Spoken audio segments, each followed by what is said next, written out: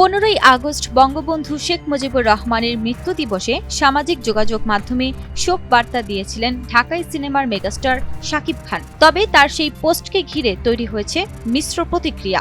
তবে এবার দেশের এক সংবাদ মাধ্যমে মুখ খুললেন ঢাকাই সিনেমার এই তারকা।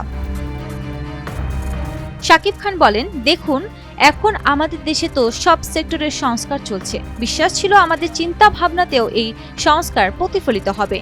এমন প্রেক্ষাপটে দলমত নির্বিশেষে জুলাই গণ অভ্যুত্থানের সকল শহীদদের যেমন স্মরণ করা উচিত, তেমনি দেশের জন্য অতীতে যারা ত্যাগ স্বীকার করেছেন, জাতির সেই সব শ্রেষ্ঠ সন্তানদেরও সম্মান জানানো উচিত। তাদের স্মরণে শ্রদ্ধা প্রদর্শনে কোনো রাজনৈতিক দলের সীমাবদ্ধতায় আবদ্ধ থাকা উচিত নয়। তিনি আরও বলেন, জাতির শ্রেষ্ঠ সন্তানেরা সবসময় রাজনীতির ঊর্ধ্বেই থাকুক। দুঃখজনকভাবে অনেক সময় আমাদের জাতির এই শ্রেষ্ঠ সন্তানদের নাম, সম্মান এবং ত্যাগ শুধুমাত্র রাজনৈতিক উদ্দেশ্যে ব্যবহার করা হয়। এটা থেকে আমাদের বিরত থাকা উচিত।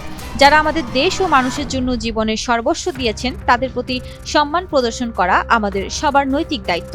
তাদের নিয়ে বিভাজন তৈরি নয়, বরং আমাদের সম্মিলিত একতা ও সংহতি গড়ে তোলা উচিত। নিজের রাজনৈতিক অবস্থান স্পষ্ট করে শাকিব খান বলেন, দেখুন, আমি শাকিব খান কখনো কোনো রাজনৈতিক দলের সঙ্গে সম্পৃক্ত ছিলাম না। কোনো রাজনৈতিক পদ বা দায়িত্ব আমার নেই।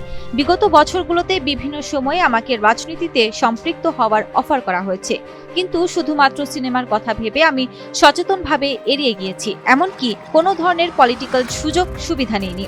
বরং অনেক সময় আমাকেই কর্ম থেকে ব্যক্তি জীবনে পলিটিক্যাল লোক দ্বারা অনেক বাধার সম্মুখীন হতে হয়েছে। সেটা তো সংবাদ মাধ্যমের কল্যাণে কারো অজানা থাকার কথা নয়।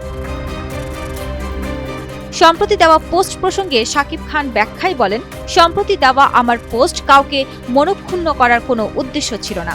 যারা এটাকে কেন্দ্র করে বিভিন্ন ন্যারেটিভ খুঁজছেন, তা মোটেও গ্রহণযোগ্য নয়। আমার শ্রদ্ধা, ভালোবাসা এবং কর্ম সবসময় দেশ ও দেশের মানুষের জন্য।